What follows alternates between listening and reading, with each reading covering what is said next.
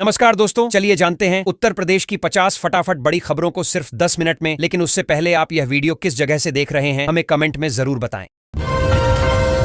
उत्तर प्रदेश सरकार ने मिशन कर्मयोगी के तहत सभी सरकारी कर्मचारियों के लिए एआई और साइबर सिक्योरिटी से जुड़े कोर्स अनिवार्य कर दिए हैं। इसका उद्देश्य प्रशासन को तकनीकी रूप से मजबूत बनाना है। अधिकारियों को डिजिटल फ्रॉड, डेटा सुरक्षा और नई तकनीकों की समझ दी जाएगी, जिससे सरकारी कामकाज अधिक पारदर्शी और प्रभावी हो सके। SIR वोटर लिस्ट 2026 का ड्राफ्ट उत्तर प्रदेश में जारी कर दिया गया है। इसमें लगभग 2.8 से 3 करोड़ नाम हटाए गए हैं, जिनमें मृतक, माइग्रेशन और डुप्लीकेट वोटर शामिल हैं। 6 जनवरी से 6 फरवरी तक दावा और आपत्ति दर्ज की जा सकेगी। विपक्ष इसे लोकतंत्र से जोड़कर सवाल उठा रहा। उत्तर प्रदेश में पंचायत चुनाव आरक्षण प्रक्रिया पूरी न होने के कारण टल सकते हैं। सरकार आरक्षण सूची पर पुनर्विचार कर रही है, जिससे चुनाव की तारीख आगे बढ़ने की संभावना है। प्रशासनिक स्तर पर तैयारियां चल रही हैं, लेकिन अंतिम फैसला राज्य निर्वाचन आयोग की मंजूरी के बाद ही होगा। नोएडा पावर कंपनी को UPERC से 50 megawatt short term solar power खरीदने की मंजूरी मिल गई है। इससे पीक डिमांड के समय बिजली आपूर्ति सुचारू रहेगी। बढ़ती खपत को देखते हुए यह फैसला उपभोक्ताओं को बिजली कटौती से राहत देने के लिए लिया गया। उत्तर प्रदेश सरकार ने असिस्टेंट प्रोफेसर भर्ती परीक्षा को रद्द कर दिया है। परीक्षा में अनियमितताओं की शिकायतों के बाद यह निर्णय लिया गया। इससे हजारों अभ्यर्थी प्रभावित हुए हैं। सरकार ने आश्वासन दिया है कि जल्द नई तिथि घोषित। लखनऊ जिले में ठंड और कोहरे के कारण प्री प्राइमरी से कक्षा 8 तक के स्कूलों की छुट्टी 8 जनवरी तक बढ़ा दी गई है। सुबह के समय दृश्यता बेहद कम है। जिला प्रशासन ने अभिभावकों से बच्चों को ठंड से बचाने की अपील की है। प्रयागराज में माघ मेला क्षेत्र में सुरक्षा कड़ी कर दी गई है। ATS कमांडो तैनात किए गए हैं। नागा साधुओं के दर्शन के लिए भारी संख्या में श्रद्धालु पहुंच रहे हैं। प्रशासन ड्रोन और CCTV से निगरानी कर रहा है ताकि कोई अप्रिय घटना न हो। कानपुर में 14 साल की नाबालिग से चलती कार में सामूहिक दुष्कर्म का मामला सामने आया है। आरोपियों में एक पुलिस इंस्पेक्टर भी शामिल बताया जा रहा है। घटना के बाद कानून व्यवस्था पर सवाल उठे हैं। पुलिस ने जांच शुरू कर दी है और कार्रवाई का भरोसा दिया है। आगरा में एक व्यक्ति ने घरेलू विवाद के बाद अपनी पत्नी की हत्या कर दी और बेटे को फोन पर इसकी जानकारी दी। वहीं कानपुर में ट्रिपल मर्डर की घटना से सनसनी फैल गई। दोनों मामलों में पुलिस ने आरोपियों की तलाश तेज कर दी है। लखनऊ में सोने और चांदी की कीमतों में उछाल दर्ज किया गया है। सोना 1560 से 1660 रुपये प्रति 10 ग्राम तक महंगा हुआ है। चांदी के दाम भी बढ़े हैं। निवेशकों और ज्वेलरी बाजार में इस तेजी को लेकर चर्चा बनी हुई। महाकुंभ से वायरल हुई मोनालिसा एक बार फिर चर्चा में है। इस बार झरने के पास रोमांटिक वीडियो सोशल मीडिया पर वायरल हो रहा है। वीडियो को लेकर लोग तरह तरह की प्रतिक्रियाएं दे रहे हैं। हालांकि इसकी पुष्टि नहीं की गई है। जनगणना 2027 का पहला चरण अप्रैल से सितंबर 2026 तक चलेगा, जिसे हाउस लिस्टिंग फेज कहा जाएगा। इस दौरान देश भर में घरों, परिवारों और बुनियादी सुविधाओं से जुड़ा विस्तृत डेटा एकत्र किया जाएगा। प्रक्रिया पूरी तरह डिजिटल होगी। कर्मचारियों को टैबलेट और सॉफ्टवेयर का विशेष प्रशिक्षण दिया जाएगा ताकि आंकड़े सटीक और पारदर्शी तरीके से दर्ज किए जा सकें। नदियों में बढ़ते अवैध खनन को लेकर मुख्यमंत्री योगी आदित्यनाथ ने कड़े निर्देश दिए हैं। उन्होंने कहा कि पड़ोसी राज्यों के साथ समन्वय कर संयुक्त अभियान चलाया जाएगा। किसी भी स्तर पर दबाव बर्दाश्त नहीं किया जाएगा। प्रशासन और पुलिस को स्पष्ट आदेश दिए गए हैं कि पर्यावरण और नदियों की सुरक्षा सर्वोपरि रखते हुए सख्त कार्रवाई सुनिश्चित करें। लोक गायिका नेहा राठौर को सुप्रीम कोर्ट से बड़ी राहत मिली है। अदालत ने उनकी गिरफ्तारी पर फिलहाल रोक लगा दी है, लेकिन जांच में सहयोग करते हुए पेशी में उपस्थित होने का निर्देश दिया है। मामला अभिव्यक्ति की स्वतंत्रता से जुड़ा बताया जा रहा है। कोर्ट ने कहा कि कानून और लोकतांत्रिक अधिकारों के बीच संतुलन बनाए रखना जरूरी है। लखनऊ एयरपोर्ट के आसपास स्थित मीट दुकानों को विमानों की सुरक्षा के लिए खतरा बताया गया है। इन दुकानों के कारण पक्षियों की संख्या बढ़ रही है, जिससे टेक ऑफ और लैंडिंग में जोखिम बढ़ गया है। एयरपोर्ट अथॉरिटी ने जिला प्रशासन से इन दुकानों को हटाने की मांग की है। इस पर जल्द निर्णय लिए जाने की संभावना है। काशी के दाल मंडी इलाके में अतिक्रमण हटाने की तैयारी से दुकानदारों में चिंता बढ़ गई है। प्रशासनिक कार्रवाई की जद में 6 मस्जिदों के भी आने की चर्चा है। किसी भी स्थिति से निपटने के लिए मौके पर भारी पुलिस बल तैनात किया गया है। अधिकारी हालात पर नजर बनाए हुए हैं और शांति बनाए रखने की अपील की जा रही है। वाराणसी रोपवे का एक वीडियो सोशल मीडिया पर वायरल हुआ जिसमें गंडोला हवा में डोलता दिखा। प्रशासन ने इसे भ्रामक बताते हुए कहा कि रोपवे पूरी तरह सुरक्षित है। तकनीकी विशेषज्ञों की जांच के बाद सिस्टम को सामान्य बताया गया है। अधिकारियों ने लोगों से अफवाहों पर ध्यान न देने और आधिकारिक सूचनाओं पर भरोसा करने की अपील की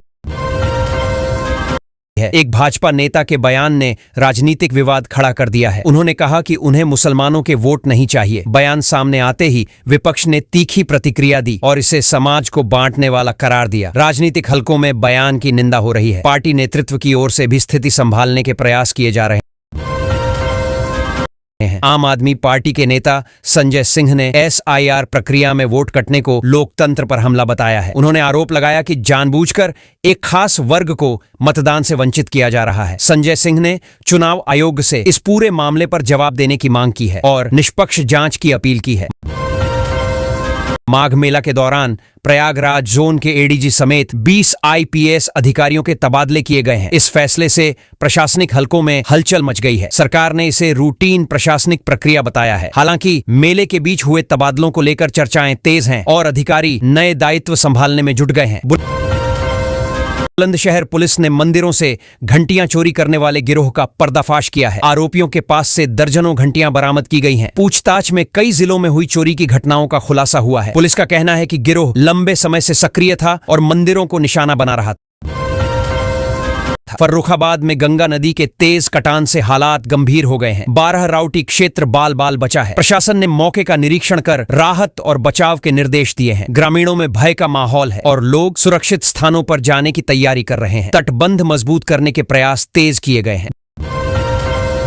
ग्रेटर नोएडा के कुछ इलाकों में घरों में सीवर का पानी सप्लाई होने से लोग बीमार पड़ रहे हैं। बच्चों में संक्रमण की शिकायतें सामने आई हैं। स्थानीय निवासियों ने जल विभाग के खिलाफ प्रदर्शन किया है। प्रशासन ने जांच के आदेश दिए हैं और दोषियों पर कार्रवाई का आश्वासन दिया है। लखनऊ के इमामबाड़ा परिसर में वाहनों के प्रवेश पर रोक लगा दी गई है। भीड़ नियंत्रण और सुरक्षा को ध्यान में रखते हुए ऑनलाइन टिकट प्रणाली लागू की गई है। प्रशासन 2023 का कहना है कि इससे अव्यवस्था कम होगी और पर्यटकों को बेहतर सुविधा मिलेगी। नई व्यवस्था को लेकर स्थानीय लोगों और पर्यटकों की मिलीजुली प्रतिक्रिया सामने आ रही है।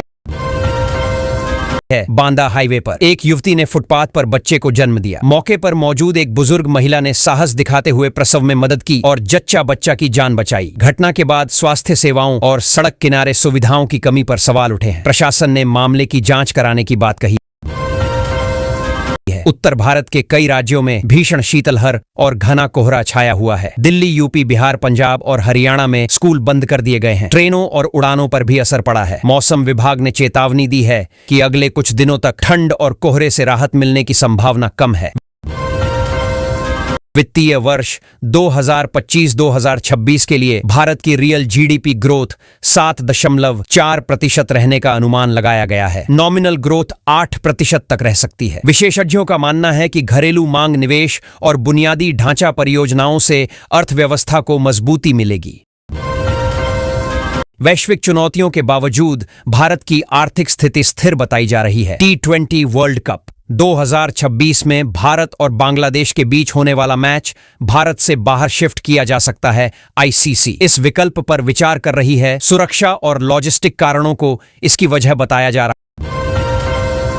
है। अंतिम फैसला संबंधित बोर्ड और मेजबान देशों से चर्चा के बाद लिया जाएगा। अमेरिका के पूर्व राष्ट्रपति डोनाल्ड ट्रंप की योजना के तहत वेनेजुएला से 30 से 50 मिलियन बैरल तेल अमेरिका भेजा जा सकता है। इस फैसले से वैश्विक तेल बाजार पर असर पड़ने की संभावना है। विशेषज्ञों का कहना है कि कच्चे तेल की कीमतों में उतार चढ़ाव आ सकता है और कई देशों की ऊर्जा नीति प्रभावित हो सकती है।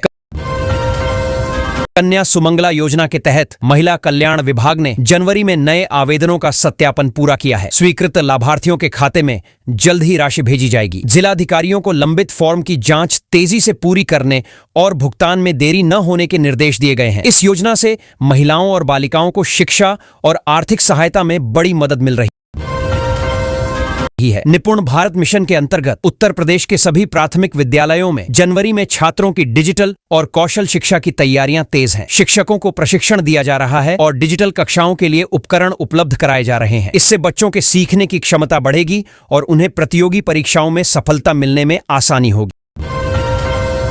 प्रधानमंत्री सूर्य घर योजना के तहत यूपी में जागरूकता अभियान शुरू किया गया है। गरीब परिवारों को मुफ्त बिजली कनेक्शन देने के लिए मोबाइल एप्लीकेशन और ग्राम पंचायतों पर जागरूकता शिविर लगाए जा रहे हैं। इसके तहत घरों में सौर ऊर्जा पैनल और एलईडी लाइट लगाई जाएगी। इससे बिजली बचत और ग्रामीण क्षेत्रों में ऊर्जा पहुंच आसान होगी। कौशल विकास मिशन के अंतर्गत जनवरी में 5 जनपदों में मंडल स्तरीय रोजगार मेलों का आयोजन होगा। लगभग 1 लाख युवाओं को नौकरी मिलने की उम्मीद है। विभिन्न उद्योगों और व्यवसायों के प्रतिनिधि इन मेलों में भाग लेंगे। इससे युवाओं को स्थानीय रोजगार के अवसर मिलेंगे और राज्य में बेरोजगारी घटाने में मदद मिलेगी। यूपी में डिजिटल लाइब्रेरी खोलने का काम तेज हो गया है। इस महीने तक प्रत्येक ग्राम पंचायत में लाइब्रेरी खुल जाएगी। युवा प्रतियोगी परीक्षाओं की तैयारी कर सकेंगे और बच्चों के लिए अध्ययन सामग्री उपलब्ध होगी। इससे ग्रामीण क्षेत्रों में शिक्षा और ज्ञान के प्रसार में सुधार आएगा। फैमिली आईडी योजना का विस्तार किया गया है। अब 98 से अधिक सरकारी योजनाओं का लाभ सीधे लोगों तक पहुंचाया जाएगा। योजना के तहत गरीब और वंचित वर्ग को सरकारी सहायता में कोई भेदभाव नहीं होगा। इससे लोगों को समय पर लाभ मिलेगा और योजनाओं का लाभ उठाने में आसानी होगी। मुख्यमंत्री योगी आदित्यनाथ ने मिशन कर्मयोगी की समीक्षा बैठक की। बैठक में सरकारी कर्मचारियों 100 से अधिक के प्रशिक्षण और क्षमता निर्माण पर जोर दिया गया। सभी विभागों को लक्ष्य पूरा करने के लिए नई रणनीतियां बनाने के निर्देश दिए गए। इससे सरकारी कर्मचारियों की दक्षता बढ़ेगी और योजनाओं का लाभ जनता तक तेजी से पहुंचेगा। लखनऊ में नई दर्शन बस सेवा शुरू की गई है। यह सेवा पर्यटन को बढ़ावा देगी और महिला सशक्तिकरण पर केंद्रित होगी। बसों में महिला परिचालक और गाइड नियुक्त की गई हैं। यह सेवा धार्मिक और ऐतिहासिक स्थलों तक आसान और सुरक्षित यात्रा प्रदान करेगी। यूपी में बिजली उपभोक्ताओं के लिए स्मार्ट मीटर के दाम कम किए गए हैं। इससे हर घर को लगभग 900 रुपए तक की बचत होगी। योजना के तहत मीटर की स्थापना और रखरखाव में आसानी होगी। यह कदम बिजली उपयोग को अधिक पारदर्शी और सस्ता बनाने के लिए उठाया गया है। छत्तीसगढ़ के बाद यूपी में भी SIR ड्राफ्ट वोटर लिस्ट जारी की गई है। कुल 12.55 करोड़ मतदाता बचे हैं और 1 करोड़ से ज्यादा वोटरों को नाम शामिल कराने के लिए नोटिस भेजे जाएंगे। इससे राज्य में चुनाव प्रक्रिया और मतदाता भागीदारी में सुधार आएगा। यह रही शुद्ध स्क्रिप्ट। सभी अंकों को हिंदी शब्दों में बदला गया है। फुल स्टॉप, कॉमा, डैश, प्रतिशत जैसे सभी चिन्ह हटा दिए गए हैं। मूल भाषा शैली और क्रम में कोई बदलाव नहीं किया गया है। माघ मेला 2026 की तैयारियां तेज हो गई हैं। प्रयागराज में कुंभ मॉडल पर व्यवस्थाएं की जा रही हैं। अनुमान है कि 12 से 15 करोड़ श्रद्धालु मेले में शामिल होंगे। उच्च तकनीक, शिविर और भगवा थीम पर फोकस किया गया है। सुरक्षा और सुविधाओं के लिए विशेष योजना बनाई गई है। यूपी कैबिनेट ने पैतृक संपत्ति बंटवारे के नए नियम अपनाए हैं। अब हस्तांतरण केवल 5,000 रुपए में संभव होगा। इससे संपत्ति के वितरण में सरलता आएगी और विवाद कम होंगे। नागरिकों के लिए प्रक्रिया आसान और पारदर्शी बनाने का प्रयास किया गया है। ग्राम पंचायतों में डिजिटल लाइब्रेरी और अध्ययन केंद्र स्थापित किए जा रहे हैं। बच्चों और युवाओं को प्रतियोगी परीक्षाओं की तैयारी में मदद मिलेगी। शिक्षकों को प्रशिक्षण दिया जा रहा है और डिजिटल सामग्री उपलब्ध कराई जा रही है। यह योजना शिक्षा के स्तर को बेहतर बनाएगी और ग्रामीण विकास में योगदान करेगी। ग्रामीण युवाओं की तकनीकी और अकादमिक क्षमता बढ़ेगी, जिससे भविष्य में रोजगार और सामाजिक प्रगति के अवसर मिलेंगे। सीतापुर में पानी की नई व्यवस्था बनाई जा रही है। 46 करोड़ की लागत से 2 नई पानी टंकियां तैयार होंगी। लगभग 18,000 लोगों को पर्याप्त पानी कनेक्शन उपलब्ध कराए जाएंगे। इससे जल आपूर्ति में सुधार होगा और ग्रामीण क्षेत्रों में पीने के पानी की समस्या कम होगी। ग्रामीण परिवारों की जीवन गुणवत्ता में वृद्धि होगी और सार्वजनिक स्वास्थ्य बेहतर होगा। मेरठ में विकास कार्यों की मंजूरी दी गई। 56 करोड़ रुपए के प्रस्तावों पर मुहर लगी है। 7 चौराहों पर ऑटोमेटिक स्ट्रीट लाइटें लगाई जाएंगी। सड़क सुधार, पार्क और सार्वजनिक सुविधाओं में निवेश से शहर में नागरिकों के लिए जीवन स्तर बेहतर होगा। शहरी विकास और सुगम यातायात से रोजमर्रा की जिंदगी सरल होगी और स्थानीय व्यवसायों को बढ़ावा मिलेगा। IIT कानपुर ने स्टार्टअप्स के माध्यम से बड़ी उपलब्धि हासिल की है। 525 से अधिक स्टार्टअप्स ने मिलकर 300 करोड़ रुपए जुटाए हैं। इस पहल से तकनीकी नवाचार और युवा उद्यमिता को बढ़ावा मिलेगा। राज्य और देश की आर्थिक प्रगति में योगदान मिलेगा। इससे युवाओं के लिए रोजगार और नई तकनीकों के विकास के अवसर बढ़े। बढ़ेंगे। उत्तर प्रदेश में एमएलसी की 11 सीटों की अंतिम मतदाता सूची जारी की गई है। इच्छुक वोटर अब भी अपने नाम दर्ज करा सकते हैं। इससे राज्य में लोकतांत्रिक प्रक्रिया और जनप्रतिनिधियों के चयन में पारदर्शिता बढ़ेगी, लोकतंत्र में जनभागीदारी बढ़ेगी और सरकारी निर्णयों में जनता की सहभागिता सुनिश्चित होगी। टीबी रोगियों के लिए विशेष आहार किट वितरित की गई। 25 रोगियों को पोषण संबंधी सहायता दी गई। इससे रोगियों की स्वास्थ्य स्थिति में सुधार होगा और सरकारी स्वास्थ्य योजनाओं का लाभ सीधे लाभार्थियों तक पहुंचेगा। इस पहल से गंभीर बीमारियों में रिकवरी दर बढ़ेगी और जीवन स्तर में सुधार होगा। आरटीओ द्वारा सड़क सुरक्षा जागरूकता कार्यक्रम आयोजित किया गया। वाहन चालकों को यातायात नियम और सुरक्षा के प्रति संवेदनशील किया गया। इससे सड़क दुर्घटनाओं में कमी आएगी और जनता में सुरक्षित वाहन चलाने की आदत विकसित होगी। सड़क सुरक्षा में बढ़ोतरी से दुर्घटना और नुकसान कम होंगे और समुदाय में जागरूकता बढ़ेगी। नए पुलिस भर्ती में उम्र सीमा में 3 साल की छूट दी गई है। 32,679 पदों पर आवेदन जारी हैं। इससे योग्य युवाओं को पुलिस सेवा में अवसर मिलेगा और भर्ती प्रक्रिया में पारदर्शिता बढ़ेगी। इससे पुलिस बल में कुशल और अनुभवी उम्मीदवार शामिल होंगे और कानून व्यवस्था मजबूत होगी। 2026-2027 के बजट की तैयारियां शुरू हो गई हैं। सभी विभागों से योजनाओं और उपलब्धियों की रिपोर्ट मांगी गई है। इससे बजट निर्माण में प्राथमिकता तय होगी और राज्य में विकास कार्यों के लिए वित्तीय योजना स्पष्ट होगी। सरकारी संसाधनों का प्रभावी उपयोग सुनिश्चित होगा और विकास लक्ष्यों को गति मिलेगी। सीएम योगी आदित्यनाथ 10 जनवरी को माघ मेला में शामिल होंगे। वे स्नान पर्वों की तैयारियों का निरीक्षण करेंगे। सुरक्षा और व्यवस्थाओं की समीक्षा के साथ धार्मिक आयोजन में श्रद्धालुओं की सुविधा और सुरक्षा सुनिश्चित की जाएगी। इस मौके पर प्रशासन और स्थानीय अधिकारियों की तत्परता को भी जांचा जाएगा। यूपी की जेलों में आधुनिक सुरक्षा सुविधाएं लागू की जा रही हैं। 14 जेलों में ड्रोन निगरानी, बॉडी वॉर्न कैमरे और सोलर लाइटें स्थापित की जाएंगी। इससे कैदियों और स्टाफ की सुरक्षा बढ़ेगी। तकनीकी निगरानी से जेल प्रबंधन में पारदर्शिता और सुधार आएगा। सुधारात्मक उपायों से कानून व्यवस्था और अनुशासन में भी बढ़ोतरी होगी। गंगा एक्सप्रेसवे के विकास में निवेश और परियोजनाओं की ग्राउंड ब्रेकिंग होगी। 2026 में 5वीं ग्राउंड ब्रेकिंग सेरेमनी आयोजित की जाएगी। लाखों करोड़ रुपए का निवेश धरातल पर आएगा। इससे उत्तर प्रदेश की परिवहन और औद्योगिक प्रगति को नई गति मिलेगी। राजस्व वृद्धि और क्षेत्रीय विकास के अवसर मजबूत होंगे। टेबल टेनिस में उत्तर प्रदेश की सफलता लगातार बढ़ रही है। ईजीयूपी की सुहाना और वंदना की जोड़ी सेमीफाइनल में प्रवेश करने में सफल रही। खिलाड़ियों के प्रशिक्षण और राज्य स्तरीय प्रतियोगिताओं के समर्थन से खेल प्रतिभाओं को राष्ट्रीय और अंतर्राष्ट्रीय मंच पर पहचान मिल रही है। खेल संस्कृति को बढ़ावा मिलेगा और युवाओं में खेल के प्रति उत्साह बढ़ेगा। जूडो प्रतियोगिता में यूपी के खिलाड़ियों ने स्वर्ण पदक जीता। राज्य के खिलाड़ियों ने शानदार प्रदर्शन कर अपने कौशल और तैयारी का प्रदर्शन किया। इससे खेल के प्रति युवाओं में रुचि बढ़ेगी और खेल संस्कृति को मजबूती मिलेगी। राष्ट्रीय स्तर पर खेल प्रतिभाओं का मान बढ़ेगा और राज्य की पहचान मजबूत होगी।